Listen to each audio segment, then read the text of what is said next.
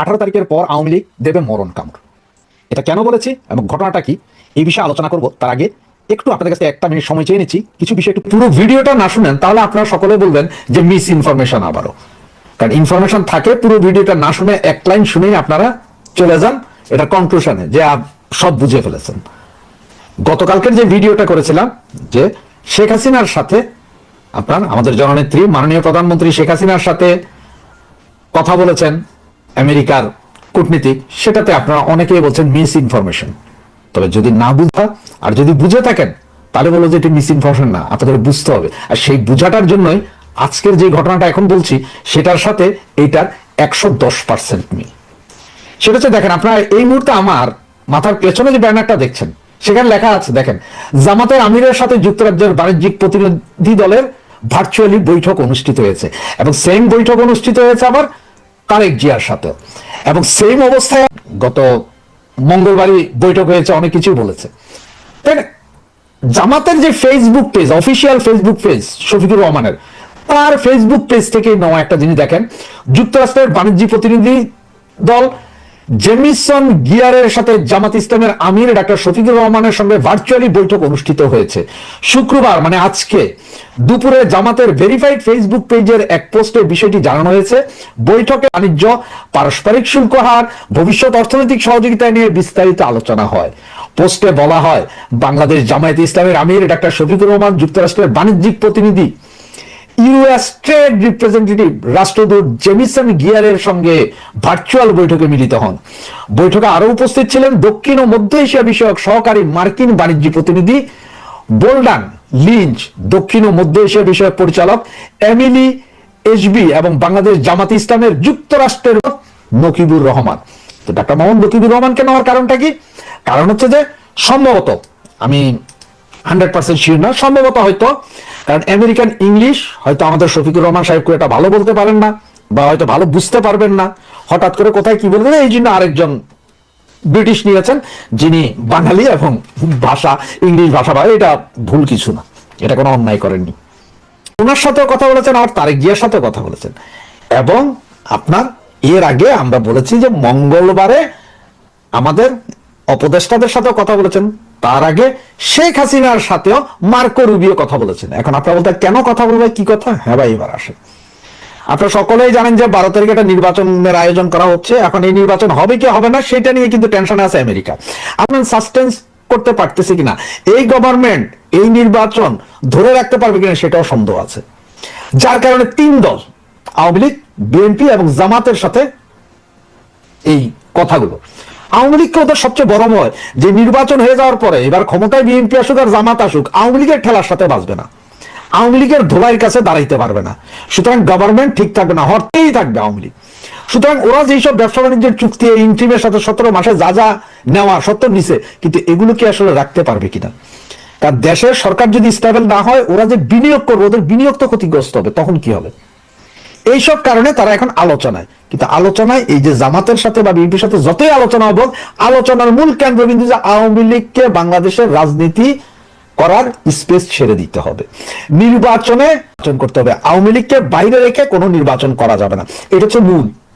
কারণ আমেরিকাও ভালো করে জানে আওয়ামী লীগকে বাইরে রেখে নির্বাচন করে আপনারা 6 মাসও ক্ষমতা ধরে রাখতে পারবেন না। তো ওরা যে এই যে বন্দর নিল, পোর্ট নিল, রাস্তা নিল, ঘাট নিল, জায়গা নিল, জমি নিল, সেন্ট মার্টিন নিল, এগুলা কই যাবে? আর শেখ হাসিনার দোষ কি ছিল? শেখ হাসিনার দোষ ছিল একটাই, সেটা হচ্ছে যে উনি সেন্ট মার্টিন দিতে রাজি হন নাই। উনি কিনছিলেন গরিবের জন্য চাউল, উনি দিছিলেন গরিবরে বৃদ্ধ ভাতা, বয়স্ক ভাতা, পঙ্গু ভাতা, গর্ভবতী ভাতা, মহিলাদের জন্য ভাতা, এসব ভাতা চালু করছে, মানে ভাত কাপড়ের ব্যবস্থা করছে, যে কারণে এই সরকারের পতন ঘটাইছিল এই আমেরিকা। 2024-এর আগে কিন্তু আমেরিকা একবার ক করছিল, তা আপনাদের নিশ্চয় সবাই খেয়াল আছে। ওই সময় কি ছিল জানেন? ওই সময় আওয়ামী লীগ সরকারকে বন্দরের ভেতরে যে 12টা জোন, যেখানে গ্যাস, তেল গ্যাস উত্তোলনের যে কাজ, মানে এখানে তেল গ্যাস কি পরিমাণ আছে, উত্তোলন পেলে উত্তোলন কারা করবে, এগুলো নিয়ে একটা আলোচনা ছিল। আমেরিকার খুব ইচ্ছা ছিল যেগুলো সবগুলোর কাজই তারা দায়িত্বে পাবে। আওয়ামী লীগ সরকারও ইলেকশন আছে, সুতরাং ওই সময় কিছুই বলে নাই। যেই না ইলেকশনটা শেষ হলো, আওয়ামী লীগ সরকার 3 মাসের ভেতরে আন্তর্জাতিক দরপত্র দিল। মানে আন্তর্জাতিক দরপত্র যারা আছে সকলে আসেন, আমি এক দেশ শুধুমাত্র আমেরিকারে দিব না। কারণ আওয়ামী লীগ সরকার ভালো করেই জানতো এইসব অঞ্চলে দিলেই সেন্ট মার্টিন হারাবে। আর এটাই আমেরিকান গভর্নমেন্টের উপরে লেগে গেছিল যে কিরে আন্তর্জাতিক দরপত্র দিলে অন্যান্য ইয়েরা যদি আসে, এই যে আপনার অন্যান্য দেশ যদি আসে, এই দরপত্র তো ওরা টিকবে না, তাহলে তো ওদের সবকিছু হবে না। কারণ ওরা যদি পুরো ব্লকটা যদি ওরা পায়, তাহলে ওইখানে ওদের বিভিন্ন জাহাজ, দরকার সাবমেরিন এনে রাখবো, দরকার যে 7 ফ্লিট এনে রেখে দিব, কারো কিছু করার নেই। আমরা তো তেল গ্যাস উত্তোলন করছি, দেখছি, খনন কাজ করছি। সুতরাং তখন আওয়ামী লীগ সরকারকে ফেলে দেওয়া ছাড়া তাদের। প্রিয় দর্শক, না টেনে শেষ পর্যন্ত দেখুন, আসল ঘটনা জানতে পারবেন। আবার কি করে যদি মৌলবাদী সরকার আসে মানে হচ্ছে যে এটা তখন প্রি প্ল্যান, যে এই মৌলবাদীদেরকে আনবে হচ্ছে যে ইন্ট্রিম, তার কারণটা, এবং ইন্ট্রিম যে ইলেকশন কাছে আর কোনো উপায় ছিল না। কিন্তু ফেলে দেওয়ার পরে এখন ওদের ভয় হচ্ছে যে এই মৌলবাদী সরকার করতে চায় না, বা ইলেকশন যদিও বা কোনোভাবে হয়, তারা আবার এই মৌলবাদীদের যেটা গ্যান্দাম লাগায় রাখবে, তার একটা মূল উপাদান দেখেন। গতকালকে কি করলো একজন উপদেষ্টা, তিনি আবার আমাদের জাতীয় নিরাপত্তা উপদেষ্টা, উনাকে নিয়ে বিমানের ডাইরেক্টর করাইলো। ভাই, একজন উপদেষ্টা মানে মন্ত্রী, ডিরেক্টর হয় আমরা শুনছি কখনো এমপি, বা এমপিও না, এরকম লোকজন ডিরেক্টর হইতে পারে। পদমর্যাদার উপদেষ্টা উনি কেন বিমানের ডিরেক্টর হবেন? আবার নির্বাচন কমিশনের সচিবকে কেন চেঞ্জ করে বিমানে দিতে হবে? নির্বাচন কমিশনের সচিব হঠাৎ করে 1 মাস নেই নির্বাচন, তার আগে সচিব চেঞ্জ, তো নতুন সচিব এসে বুঝবো কি? আপনি যখন নতুন বিয়ে করলো, ওই মাইয়ার চরিত্র বুঝতে, ওই মাইয়া কি চায় কি না চায় এটি বুঝতে যেমন সমস্যা, মেয়েরাও সেম, যে একটা ছেলেরা হঠাৎ করে বিয়ে করে আপনারা যখন বুঝেন না, বুঝতে পারেন না যে এর কি পছন্দ না পছন্দ, ওই নাকি জানা, ছেলেরা বুঝে না মেয়েদের কি পছন্দ না পছন্দ, সেম কাহিনী হঠাৎ করে চেঞ্জ করে 1 মাসে, তো বেটা এসে বুঝবে কি? ও তো কিছু বুঝবে না। আবার ওই সচিব, নির্বাচনের সাবেক সচিবকে নিয়ে গেছেন কোথায় আপনারা? বিমানে। আবার জাতীয় নিরাপত্তা উপদেষ্টাকে বিমানের, বাংলাদেশ বিমানের ডিরেক্টর করেছেন কেন ভাই? উনি তো মন্ত্রীর, উনি তো একজন ডিরেক্টর চেয়ে অতি উচ্চ পদে। তাহলে এইসবগুলো তো, এগুলো সব করা হচ্ছে আসলে যে 12 তারিখ ইলেকশন হবে তার একটা নমুনা। এবং 111 সময় আমাদের কাছে নজির আছে, 10 দিন আগে টোটাল নির্বাচনও বাতিল হয়েছে, উপদেষ্টা পরিষদও বাতিল হয়েছে। এখন আমেরিকা কেন তাইলে ফোন দিতে কথা বলতেছে? ভাই দেখেন, এর ভিতরে এখন আওয়ামী লীগ, ওই যে ব্যানারে দেখলেন যে 18 তারিখের পরে আসছে মরণ কামড়। ভাই এটা আমি বলতেছি না মরণ কামড়, আমি কোত্থেকে বলবো? আমি ক্ষুদ্র ছোট মানুষ, আমি তো আওয়ামী লীগের নেতা না, বা আওয়ামী লীগের কোনো নেতাও বলে না যে আপনার 18 তারিখের পরে বিশাল মরণ কামড় দিবে, আন্দোলন হবে। এটা বলছে কারা? ভাই গোয়েন্দা সংস্থা, বাংলাদেশের গোয়েন্দা সংস্থা বলছে ভাই বিশাল আন্দোলন হবে। এখন বিশাল আন্দোলনে তাইলে 12 তারিখের নির্বাচনের আগে, এটাও কারা বলছে? গোয়েন্দা সংস্থা। তো এখানে তো আওয়ামী লীগ কি ভাই জ্বালাপোড়াও করে? কখনো করে না, ঠিক না? 96 সালের ওই যে ইলেকশন মনে আছে, বিএনপি আওয়ামী লীগ করছিল, পাবলিক করছে ভাই। পাবলিক যদি আন্দোলন করে, পাবলিক যদি জুতা পিটা করে, এই ছাত্র হয়তো এই বিভিন্ন কেন্দ্র, ভোট কেন্দ্রগুলো জ্বালাও পোড়া হইতে পারে। ভাই এটা আমি বলছি না, জ্বালাও পোড়াও হইতে পারে, মানে জ্বালাইয়া পোড়াইয়া দিতে পারে।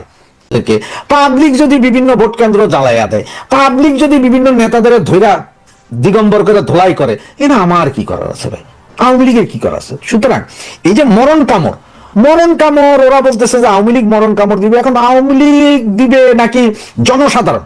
আসলে জনসাধারণ বলতে ওরা ভয় পায়, কারণ জনসাধারণের 90% এখন আওয়ামী লীগ। যেই বেটা এর আগে আওয়ামী লীগ করতো না, সেও কাজে আগে বলতো না, আগে বলতো যে আওয়ামী লীগ খারাপ, তারাও এখন কাজে আওয়ামী লীগ ভালো।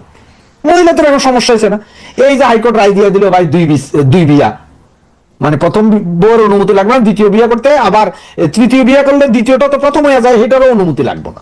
তো মহিলারা এখন চিন্তা করতে হ্যাঁ আগে পাইতাম না, আগে যাও একটা ভাতার পাইতাম, এখন তো দেখি লাঙ্গের আশা করে ভাতারও দেয়। আবার যদি সরিয়া আইন হয়, বেত্রাঘাত পাছার উপরে যদি চলে দৌড়া, তাহলে তো আবার সমস্যা না।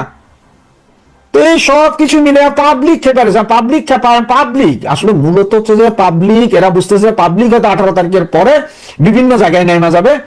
ওই যে যেমন জুলাই আগস্টে যেরকম পাবলিক নাকি বিভিন্ন জায়গায় জ্বালাই দিছিল, উল্টাই দিছিল, সেরকম হয়তো পাবলিক আবার জ্বালাই দিতে পারে, উল্টাই দিতে পারে, ঝুলাই দিতে পারে।